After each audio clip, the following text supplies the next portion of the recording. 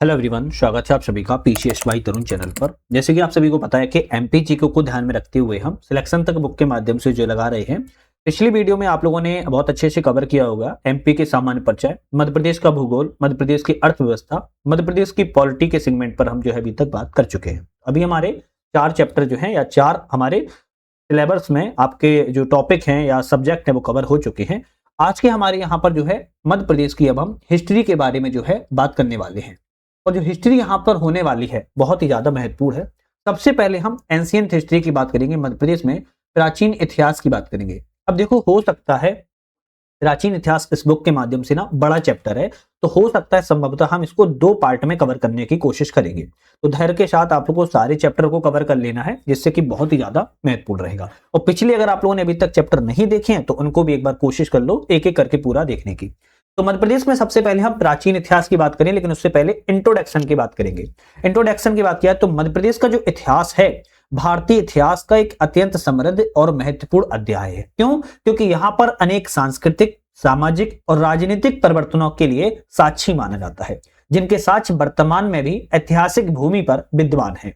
विंध्याचल सभी ने नाम सुना होगा, उस सतपुड़ा की पर्वतमाला से घिरा मध्य प्रदेश न केवल अपनी प्राकृतिक सुंदरता के लिए प्रसिद्ध है, बल्कि धरती में पाषाण युग, मध्य पाषाण युग, आधुनिक युग तक जो है प्राचीन साम्राज्य, मध्यकालीन राजवंश, औपनिवेशिक शासन, स्वतंत्रता संग्राम की बहुत सारी अनमोल धरोहरें हैं, वह इसमें जो है समाई हुई हैं। यहाँ पर ऐतिहासिक स्थल, स्थापत्य कला, लोक परंपराओं में छिपी हुई धरोहरों का अद्वितीय महत्व जो है रखता है, और उसे भारत और पूरे विश्व में सांस्कृतिक धरोहरों का अभिन्न अंग माना जाता है। मध्य प्रदेश को क्या कहते हैं? हृदय की संज्ञा जो है दी जाती है, हृदय प्रदेश की संज्ञा दी जाती है। जिस तरह के मानव शरीर में हृदय जो होता है, दिल जो होता है ना, सबसे महत्वपूर्ण हिस्सा होता है, उसी तरह पूरे भारत में मध्य प्रदेश भी बहुत महत्वपूर्ण हिस्सा है। मध्य प्रदेश का इतिहास हमारे 3 कालखंडों में है: प्राचीन इतिहास, मध्यकाल इतिहास एवं आधुनिक इतिहास। तो सबसे पहले हम किसकी बात करेंगे? प्राचीन काल के इतिहास की जो है बात करने वाले हैं। प्राचीन काल में हम प्रागैतिहासिक काल, आद्यैतिहासिक काल, पौराणिक कालखंड, महाजनपद काल, मौर्य काल, मौर्योत्तर काल, गुप्त एवं गुप्तोत्तर काल एवं प्रमुख राजवंशों के बारे में, तो 8 चैप्टर हमारे ऐसे होंगे जो प्राचीन काल के एमपीजीके के बारे में हम जो है पूरा एक एक करके डिटेल से पढ़ने वाले हैं। ये जो चित्र आप देख पा रहे हो भीमबेटका के शैल चित्र हैं, जो कि आप देख पा रहे हो भीमबेटका के चित्र हैं। भीमबेटका के शैल जो चित्र है वो पूरे इतिहास में बहुत ज्यादा महत्वपूर्ण स्थान जो है रखते हैं। तो सबसे पहले हम प्रागैतिहासिक काल की बात की जाए तो प्रागैतिहासिक काल का अन्य नाम क्या था? तो पाषाण काल नाम से भी जाना जाता है, जो कि यूनानी शब्द से जो है लिया गया है। इस काल में लिखित साक्ष्य जो है उपलब्ध नहीं होते हैं। प्रागैतिहासिक काल में तो ध्यान रखना है, लिखने वाले साक्ष्य जो है नहीं मिलते हैं। इसकी जानकारी केवल पुरातात्विक स्रोतों से ही प्राप्त जो है की जा सकती है। अब प्रागैतिहासिक काल भी ना 3 कालखंडों में है: पुरापाषाण काल जो कि 10 लाख से 10,000 ईसा पूर्व, मध्यपाषाण काल 10,000 से 7,000 ईसा पूर्व, नवपाषाण काल 7,000 से 4,000 ईसा पूर्व के बीच में है। अब सबसे पहले हम पुरापाषाण काल की बात की जाए तो इस काल में क्या था? मानव जीवन जो कैसा था? खाना बदोश प्रकार का था। खेती करता था लेकिन घर बनाना वह नहीं जानता था, मतलब कि घुमाऊ प्रवृत्ति का था। इस काल में पत्थरों के प्रयोग से आदि मानव के द्वारा पहली बार जो है आग की खोज को किया गया था। एक दूसरे के पत्थर पर रगड़ते थे तो आग की चिंगारी जो है निकलना स्टार्ट हो चुकी थी। इस काल में आखेटक और खाद्य संग्राहक काल के रूप में भी इसको जाना जाता है। आखेटक करता था, शिकार करता था। इस काल का विभाजन 3 प्रकार से होता है: निम्न काल, मध्य पाषाण काल एवं उच्च पुरापाषाण काल। पुरापाषाण के काल के अगर साक्ष्य की बात की जाए तो भीमबेटका, नर्मदा नदी घाटी एवं सोन घाटी के क्षेत्र में आपको पुरापाषाण काल में जो है आपको देखने को मिल जाते हैं। पुरापाषाण काल की जैसे हमने 3 खंडों की बात की है, जिसमें पहला आता है निम्न पुरापाषाण काल। इसके साक्ष्य आपको हथनौरा, भीमबेटका, महादेव पिपरिया एवं भूतरा से मिलते हैं। दूसरा आता है मध्य पुरापाषाण काल, जिसके साक्ष्य बाकी, आदमगढ़, मंदसौर से मिलते हैं। तीसरा आता है उच्च पुरापाषाण काल, जिसके साक्ष्य लोहिदा नाला, ओटा एवं पनार पानी से मिलते हैं। तो हालांकि क्वेश्चन कम आते हैं, लेकिन जो ये वाला है ना, ये पॉइंट ये आते हैं कभी कभी कि निम्न पुरापाषाण में किस जगह से साक्ष्य जो है मिले हुए हैं, तो ये थोड़ा सा ध्यान रखना होगा। चलिए, कुछ महत्वपूर्ण पुरापाषाण कालीन स्थल है। अब जैसे एक एक करके बात की जाए तो भीमबेटका की स्थिति की बात किया तो अब्दुल्लागंज, रायसेन जिले में देखने को मिलती है। इसकी खोज 1957-58 के दशक में श्री विष्णु श्रीधर वाकड़कर के द्वारा की गई थी। इसका संबंध किसका है? सर्वाधिक प्राचीन चित्रकारी लगभग 12,000 पहले की मानी जाती है। विश्व की सबसे प्राचीन एवं सबसे बड़ा गुफा समूह यहीं पर देखने को मिलता है। यूनेस्को ने इसको 2003 में विश्व धरोहर सूची में भी शामिल भीमबेटका को किया हुआ है। दूसरा आता है हथनौरा। 2021 में क्वेश्चन आया था एमपीपीएससी में। हथनौरा नर्मदा घाटी सीहोर जिले में है। इसकी खोज 1982 में डॉक्टर अरुण सोनकिया के द्वारा की गई थी और हथनौरा से मानव खोपड़ी के साक्ष्य जो है मिले हुए हैं। नर्मदा मानव होपो इरेक्टस मानव के सबसे पहले साक्ष्य की बात किया तो हथनौरा से ही देखने को मिले थे और स्टैटो डॉग हाथी के भी साक्ष्य मिले हैं। तीसरा आता है महादेव पिपरिया। महादेव पिपरिया नर्मदा घाटी के नरसिंहपुर जिले में है। इसकी खोज डॉक्टर एच.डी. सांकलिया ने की थी। फिर आता है भेड़ाघाट जो कि नर्मदा घाटी जबलपुर में है। इसकी खोज फ्लैक्स प्रकार के उपकरण से की गई है। भूतरा नर्मदा घाटी नरसिंहपुर जिले में है। पुरापाषाण कालीन के सर्वाधिक प्राचीन उपकरण आपके भूतरा से भी मिले हैं। और फिर आता है पनार पानी जो कि पचमढ़ी में नर्मदापुरम जिले में है। मामा भांजे शैलाश्रय के लिए महत्वपूर्ण स्थान रखता है। तो कुछ यहाँ पर स्थल है। बहुत सारे लोगों को नहीं पढ़ा नहीं होगा तो उनको लग रहा होगा क्या ही पढ़ रहे हैं, समझ में कुछ नहीं आ रहा है। एक दो बार आराम से पढ़ोगे ना समझ में आ जाएगा। थोड़ा ध्यान से सुनो, आज समझ में सब कुछ आता है। चलिए फिर हमारे कुछ स्थल आते हैं जैसे सोन घाटी। सोन घाटी की बात किया तो सोन घाटी में अवस्थित है। इसकी खोज निसार अहमद के द्वारा की गई थी। गोहरगंज की बात किया तो रायसेन जिले में है। इसकी साक्ष्य पुरापाषाण कालीन कारखाना जो कि बिदड़ियों एवं हस्त कोठार यहाँ से मिले हुए हैं। फिर आता है संग्रामपुर घाटी जो कि दमोह जिले में है। 1866 में खोज की गई थी। यहाँ से पुरापाषाण कालीन औजार प्राप्त हुए हैं। पहाड़गढ़ गुफा समूह की बात किया तो मुरैना से इसके साक्ष्य मिले हैं। 86 शैल चित्रों गुफाओं का समूह प्राप्त होता है। फिर आता है इटार पहाड़ी जो कि रीवा जिले में है। 10 पुरापाषाण कालीन शैलाश्रय प्राप्त होते हैं जहां से मानव और पशुओं की आकृति प्राप्त जो है की गई है। इसके बाद हमारा आता है मध्य पाषाण काल जो कि 10,000 से 7,000 ईसा पूर्व का काल है। यहाँ इस काल में मध्य पाषाण काल में मानव ने शिकार के साथ साथ क्या करना स्टार्ट कर दिया था, पशुपालन को भी करना सीख लिया था। लेकिन अभी भी खेती प्रारंभ नहीं की गई थी, ये भी ध्यान रखना है। शिकार एवं पशुपालन जो है सीख गया था। शिकार और पशुपालन तो जो है सीख गया लेकिन खेती करना अभी भी नहीं जान पाया। कुत्ते को इसने पालतू बना लिया। मृतकों को गाड़ने की प्रथा भी शुरुआत जो है की गई थी। मानव ने क्वार्टरजाइट हथियार के स्थान पर जैस्पर, चल्ट और ब्लेड स्टोन पत्थरों का प्रयोग जो है स्टार्ट कर दिया था। साक्ष्य की बात किया तो आदमगढ़ नर्मदापुरम और बागी की गुफाएं धार मध्य पाषाण काल से ही संबंधित है। अब जो आदमगढ़ नर्मदापुरम में है इसकी खोज 1920 में मनोरंजन घोष के द्वारा की गई थी। 1960 में बी जोशी और एमडी खर्रे के मार्गदर्शन में इसका उत्खनन कार्य करवाया गया। आपके आदमगढ़ से पशुपालन एवं युगल समाधान के जो है साक्ष्य प्राप्त हुए हैं। आदमगढ़ में 1821 ईस्वी में प्रागैतिहासिक चित्रकारी को पहली बार जो है खोजा भी गया था। मध्य प्रदेश की कुछ नदी घाटी और उत्खनन करता है। जैसे बात किया है नर्मदा घाटी की बात किया तो एच.डी. सांकलिया, आर.बी. जोशी, शुपेकर और मैक ब्राउन संबंधित है। दूसरा आता है सोन नदी घाटी जिससे निसार अहमद, जी.आर. शर्मा संबंधित है। तीसरा आता है चंबल नदी घाटी, विष्णु श्रीधर वाकड़कर, एच.वी. त्रिवेदी संबंधित है। और चौथा है सतना रीवा क्षेत्र नदी घाटी, जी.आर. शर्मा संबंधित है। अब इसके बाद हमारा आता है नव पाषाण काल, है ना। आपके निम्न पुरापाषाण काल आ गया, मध्य पाषाण काल हो गया। अब आता है नव पाषाण काल जो कि बहुत महत्वपूर्ण है। नव पाषाण काल की बात किया 7,000 ईसा पूर्व से लेकर 4,000 ईसा पूर्व के यहाँ पर जो है साक्ष्य देखने को मिलते हैं। एक बार जोरदार तरीके से चैनल पे नए हो सब्सक्राइब लाइक शेयर कर दीजिए। इस चैनल पर आपको मल्टीपल चीजें देखने को मिलती है। एमपीपीएससी की टेस्ट सीरीज हो, यूनिट 10 हो, साथ में हमारा ऐप भी आ चुका है जिसका नाम यूपीएससी नट है और यहाँ से आप लोग टेस्ट सीरीज वगैरह जो है पीडीएफ फॉर्म में डाउनलोड कर सकते हो। नवपाषाण काल की बात किया है तो नवपाषाण काल में स्थायी आवास के जो साक्ष्य हैं वो देखने को मिलना स्टार्ट हो गए थे। कृषि का भी प्रारंभ हो गया था। आग की पूर्ण रूप से खोज कर ली गई थी। लकड़ी के पहिए और कुम्हार के चाक का आविष्कार भी यहाँ पर नवपाषाण काल में देखने को मिलता है। हथियार की बात किया तो नुकीले एवं चमकदार हथियारों का प्रयोग होने लगा था। मृतक संस्कार में दफनाने को जलाने की प्रथा की बात किया है तो इस काल में देखने को मिल जाती है। मानव ने धार्मिकता, भूत प्रेत, जादू टोना और देवी देवताओं की कल्पना का प्रारंभ जो है कर दिया था। यहाँ से एरण जो है सागर में है, मनु आभन टेकरी भोपाल में है, नेवरी गुफा भोपाल में है, भेड़ाघाट और लम्हेटा जबलपुर में है, संग्रामपुर हटा दमोह में है। ये आपके प्रमुख स्थल है जो कि नवपाषाण काल से संबंधित है। ठीक है, तो अभी हमने जो चैप्टर है वो अपना निम्न पाषाण काल, मध्य पाषाण काल, नवपाषाण काल की बात की है। अब आता है प्रागैतिहासिक कालीन शैलाश्रय एवं शैल चित्र के बारे में। कहां पर कौन सा शैल चित्र, जैसे यहीं से क्वेश्चन बनते हैं, मेन तो यहीं से क्वेश्चन बनते हैं। लिखी छाज शैलाश्रय करसा मुरैना में है। लिखी दांत शैलाश्रय चंदेरी अशोकनगर में है। झिंझरी शैलाश्रय कटनी में है। डेरा रॉक पेंटिंग बिजावर छतरपुर में है। चुरनगुंडी शैलचित्र कंथी नर्मदापुरम में है। निशानगढ़ काजरी शैलचित्र पचमढ़ी नर्मदापुरम में है। चतुर्भुज नाला मंदसौर में है और एमपीपीएससी 2024 में क्वेश्चन आया है। वेन खदार शैलचित्र पचमढ़ी नर्मदापुरम में है। हरपाला शैलचित्र बोरी नर्मदापुरम में है। रानी माची रॉक शेल्टर चितरंगी सिंगरौनी में है। रामछज्जा शैलाश्रय रायसेन जिले में है। हाथीडोल शैलाश्रय रामपुर पन्ना में है और मामा भांजे शैलाश्रय पनार पानी नर्मदापुरम में है। तो इसमें से सबसे ज्यादा जो आपको देखने को मिल रहे हैं नर्मदापुरम में सबसे ज्यादा है। हालांकि सभी इंपोर्टेंट है पर नर्मदापुरम को आप एक लाइन से लिख लेना और उसको याद जो है कर लेना, बाकी अलग याद कर लेना। ठीक है, चलिए नेक्स्ट स्लाइड पर चलें। तो अब हमारा आता है ताम्र पाषाण काल। ताम्र पाषाण काल एक शब्द में ऐसे समझ लो जहां पर पत्थर एवं तांबे का प्रयोग एक साथ में प्रयोग किया जाता था, उसे ताम्र पाषाण काल कहते हैं।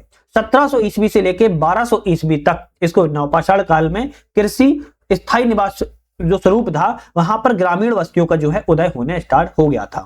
इस काल में मानव ने अपनी सुख सुविधाओं को बढ़ाने के लिए धातुओं का प्रयोग जो है स्टार्ट कर दिया था। धातुओं में सबसे पहले तांबे का उपयोग होने लगा था, इसलिए इस काल को ताम्रपाषाण काल भी कहा जाता है। समझ गए? ताम्रपाषाण काल क्यों कहते हैं? क्योंकि मानव ने सबसे पहले अपनी सुविधा के अनुसार धातु का प्रयोग किया जिसमें तांबा था और इसीलिए इसको ताम्रपाषाण काल भी कहा जाता है। अच्छा, पत्थर और तांबे को दोनों को मिलाकर जो एक काल भी आया था जिसे चालकोलिथिक युग भी कहते हैं।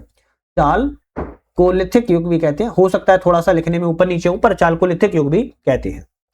महत्वपूर्ण ताम्रपाषाण कालीन स्थलों की बात की जाए तो कायथा उज्जैन में है, काली सिंध नदी के तट पर है। इसकी खोज 1964 में विष्णु श्रीधर वाकड़कर के द्वारा की गई थी और पहला ताम्रयुगीन स्थल है और यहीं से 12 मेहर की जन्मस्थली प्राप्त हुई है। एमपीपीएससी 2024 में क्वेश्चन आया था। भूरे रंग के मृदभांड भी यहां से प्राप्त हुए हैं।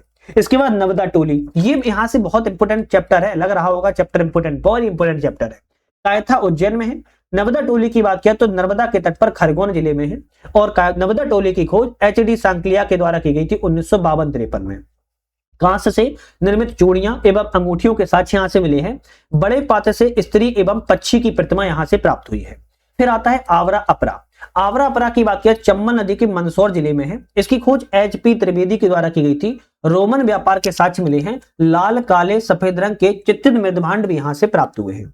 इसके बाद एरण आता है। एरण की बात किया तो बीना नदी के तट पर सागर जिले से संबंधित है।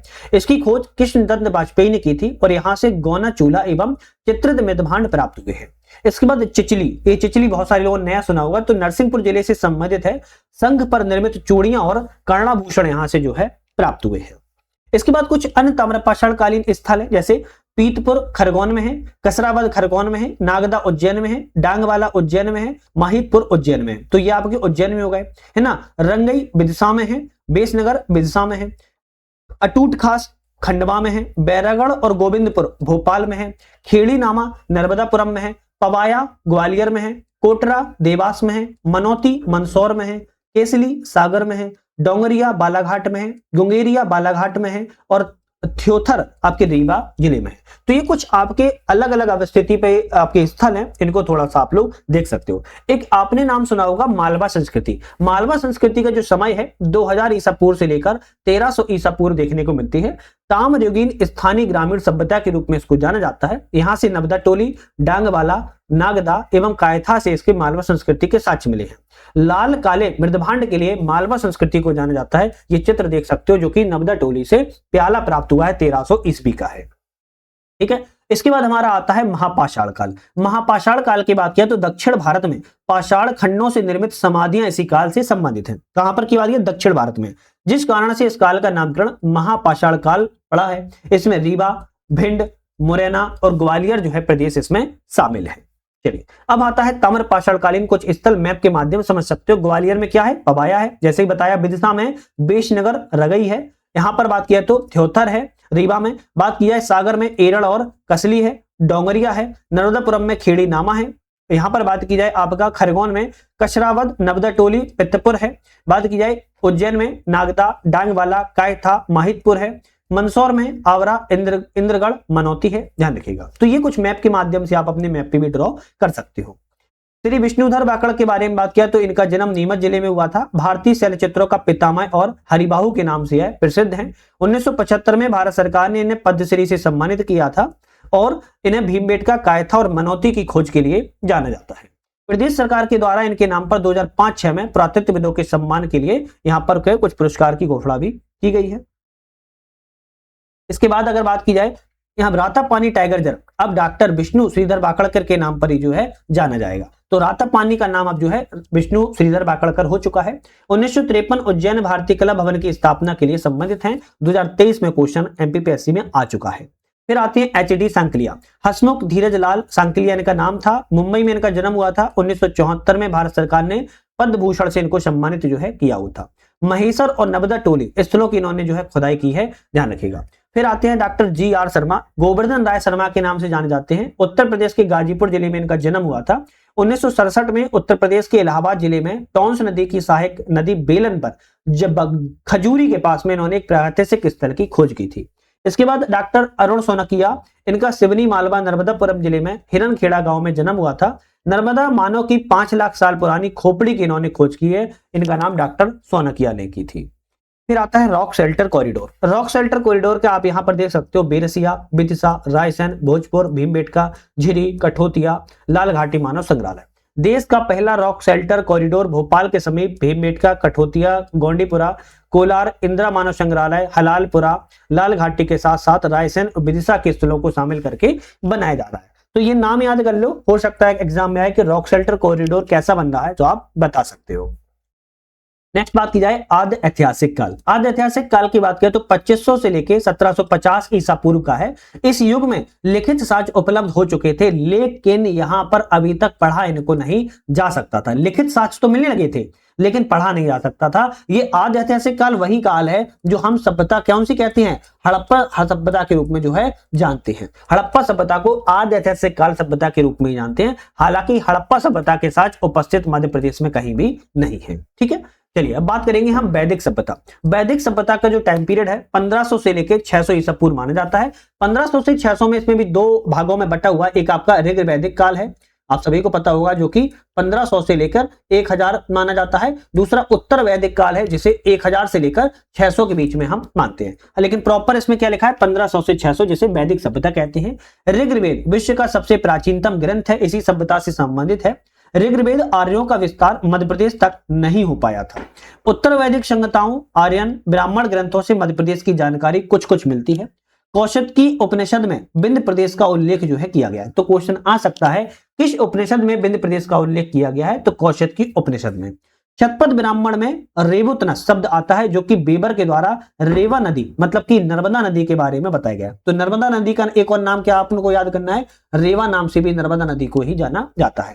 चंबल नदी के लिए चरमवती, केन नदी के लिए सुक्तिमती नदी का जो है प्रयोग भी किया गया था वैदिक सभ्यता में। इसके बाद बात की जाए पौराणिक कालखंड आता है जिसमें शतपथ ब्राह्मण का विवरण मिलता है, रामायण काल देखने को मिलता है, महाभारत काल देखने को मिलता है।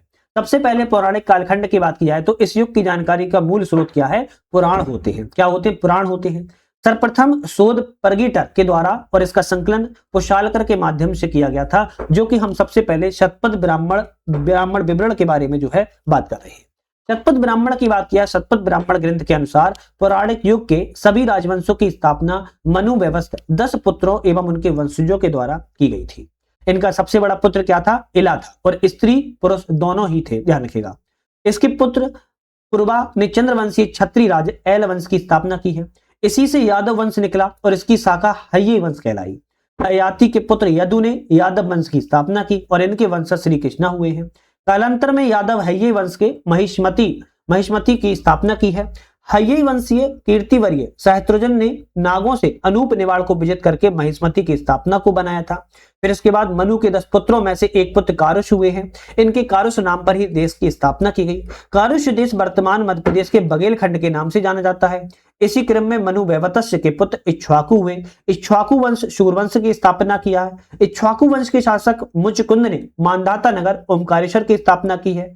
शतपथ ब्राह्मण में नर्मदा को नागवंश की बेटी बताया गया है। नर्मदा का विवाह पुरुकुत से किया गया है, जो कि रेवा नदी के नाम से नर्मदा नदी कर दिया गया।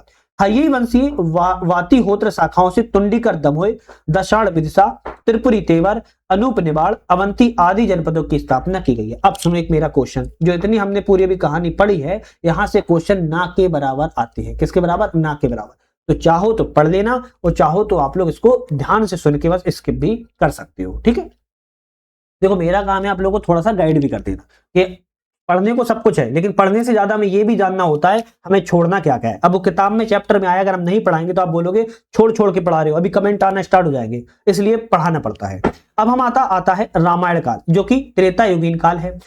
ये इंपॉर्टेंट है। मध्य प्रदेश में दंडकाराय के घने जंगल में राम जी ने वनवास का अधिकांश समय को बिताया था।